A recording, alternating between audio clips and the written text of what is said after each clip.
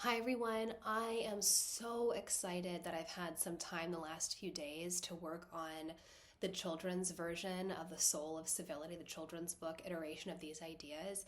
I've had such incredible champions in education, heads of public school districts, school board presidents, superintendents, heads of private principals and teachers in the public charter systems, who are like, as soon as you have this ready, we're going to start using it. And so I feel like I have this just high motivation to get it done. I'm like a woman possessed. I was like up till all hours of the night the other night working on finishing the this letter to read to, just kind of the framing of it. And I'll tell you a little bit more about the project and how I'm thinking about it. And my goal is to get a version of it done in week with illustrations, and I plan to try and do the illustrations myself. And so if you're interested in piloting this in your classroom, in your school, reach out to me, and I'd love to hear what you think and train your teachers in this worldview of civility as helping us appreciate the gift of being in ourselves and in others. Apologize for losing my voice. I'm just recovering from a virus, but glad that the worst of it is behind me.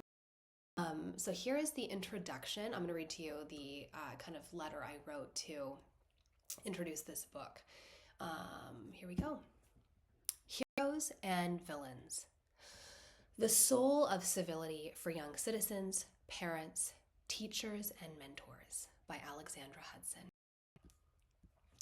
Dear parents and teachers, mentors, and friends, this book was born from a simple and profound belief. The purpose of education is not to merely fill minds or meet market needs, but to form souls and to cultivate whole human beings.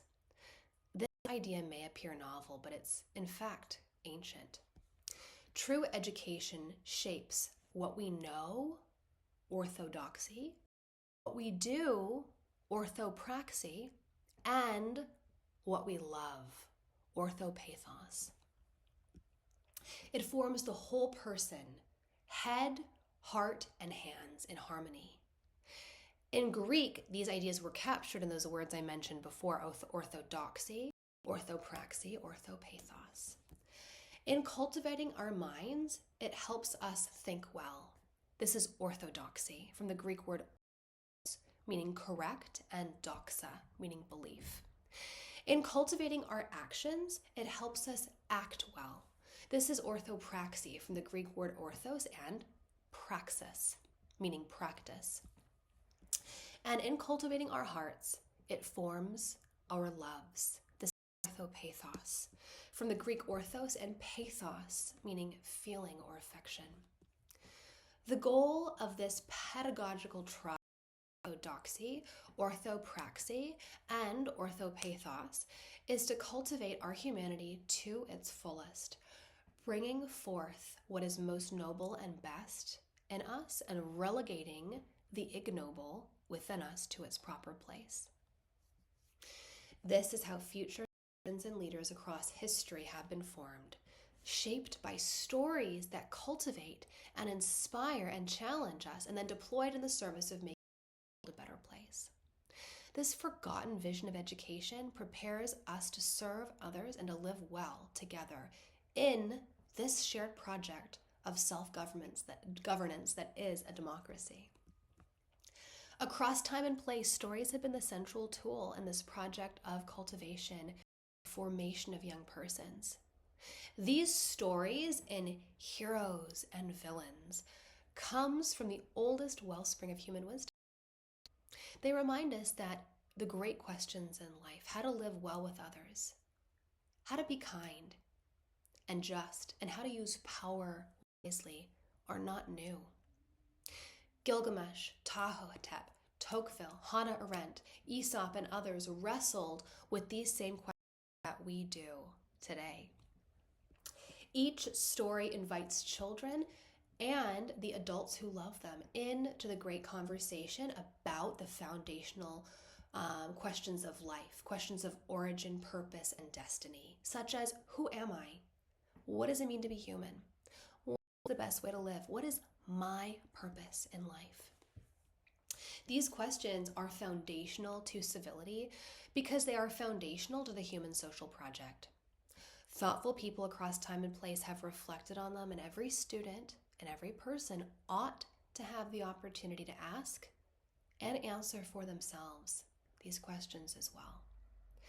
Exploring how others before us have answered them through their own lives and ideas invites us to do the same. Reading together shapes our perception of the good, helping us recognize it, admire it, and desire to live in alignment with it. It also helps us see the bad clearly so that we can name it and turn away from it. As parents, teachers, mentors, and friends, you are partners in this sacred task of cultivating young minds, bringing out the best in them, helping them know themselves and find their place in the world. When stories are read at home and echoed at school, their lessons take root in daily life. The stories give children a shared language. We, the people that they love and look up to, must embody that language through our example. Together, the words they hear and the lives they watch form a moral vocabulary and a shared common memory.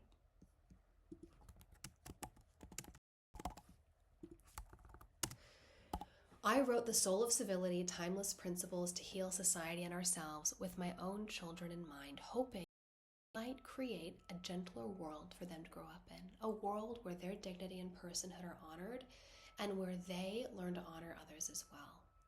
I also know that I am their first, best, and most important teacher. I am grateful for the many unseen helping hands who share this work with me, friends, and family members whose care shapes my children in ways large and small. Raising children happens within an ecosystem, which is why I have addressed my book to all the influences in a young student's life, not just teachers and parents alone. It's a partnership. We need each other, and they need each of us. Writing The Soul of Civility for my children was enough. I yearned for them to know its ideas as well. At the time of this writing, my 3 children, all 5 and under, traveled with me to over 135 cities and 5 countries as I shared this work. They knew the title of my book, but not the lives of the heroes that inhabit its pages, and I wanted to change that. I began by telling them stories at night about the heroes and the villains of civility, recording myself as they drifted to sleep, and then staying up late into the night transcribing those stories long after they had closed their eyes. They loved each of these stories and asked for them again and again, never tiring of learning the stories of these heroes and villains. These stories draw on the traditions of 3 of history's greatest storytellers: Aesop, Christ, and Plutarch. Aesop's fables use talking animals and simple plots that we all know, such as the tortoise and the hare, the goose and the golden egg, or the boy who cried wolf. In the ancient world, they were central to early education. Children copied and memorized them to learn reading and writing, and then also drew from them as a toolbox, tools from a toolbox. Each story held a lesson about how to cultivate practical wisdom and prudence, and help them understand how to choose the correct action for a specific situation. Christ's parables are also brief, like Aesop's fables, but rich and layered. They are simple enough for small children to enjoy, using familiar images such as seeds or lamps that are accessible to all on first hearing, and yet they are powerful and compact. Communities have studied, taught, and revisited them for millennia because new insights and truths about the human experience derive each time, or emerges each time. Plutarch, the ancient Greco-Roman historian, used biography for moral instruction.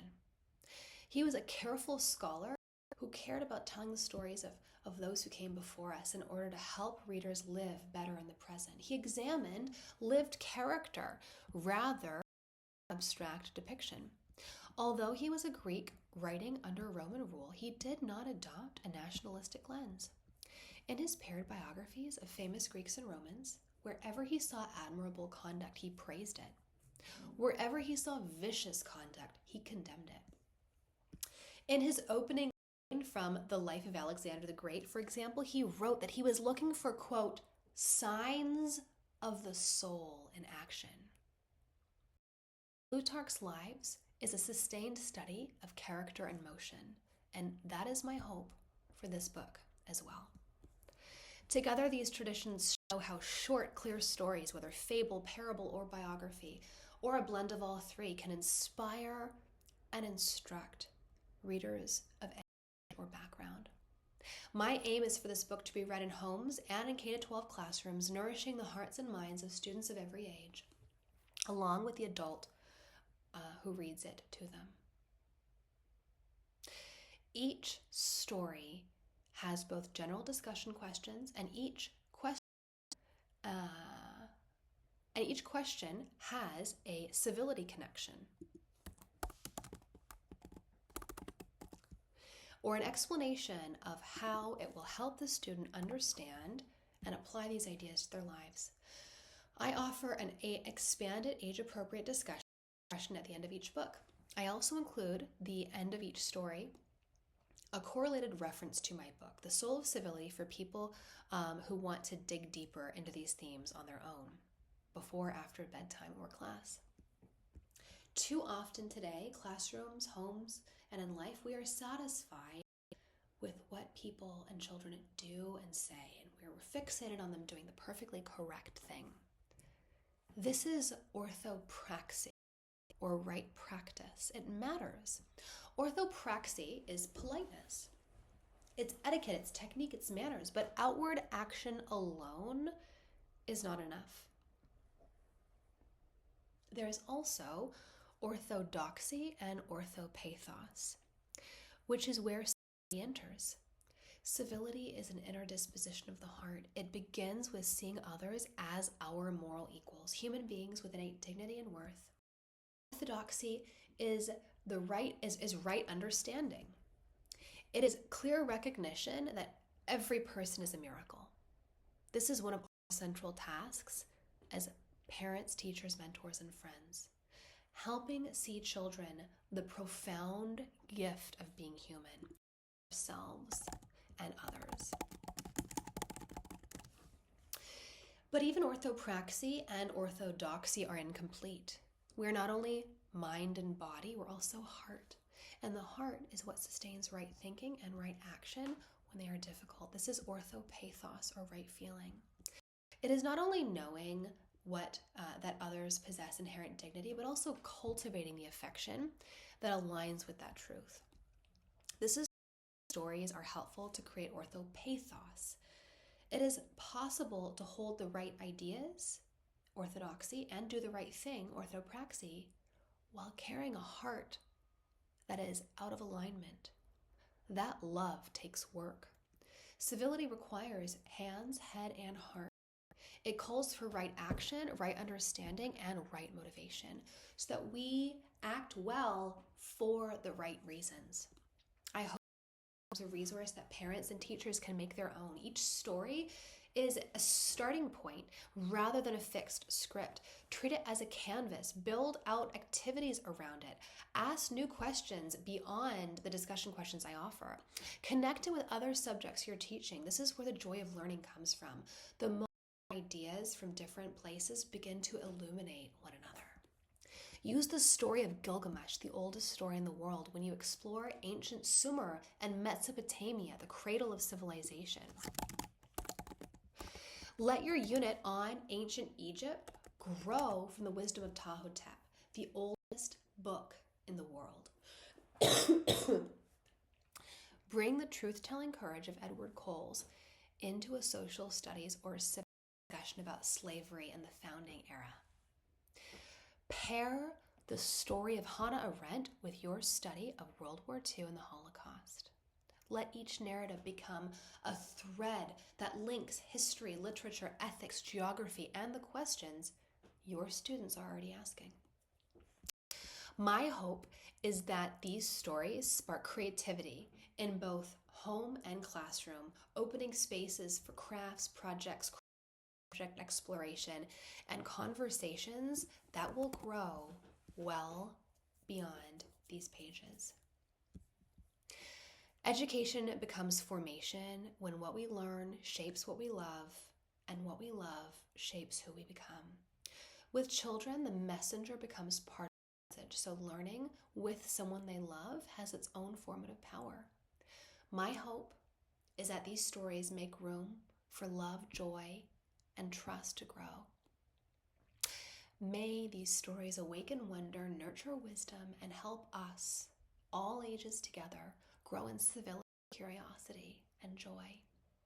As we share these stories, may we allow the stories to call forth that which is best in us too, and a way that gives those who watch us something worthy to follow.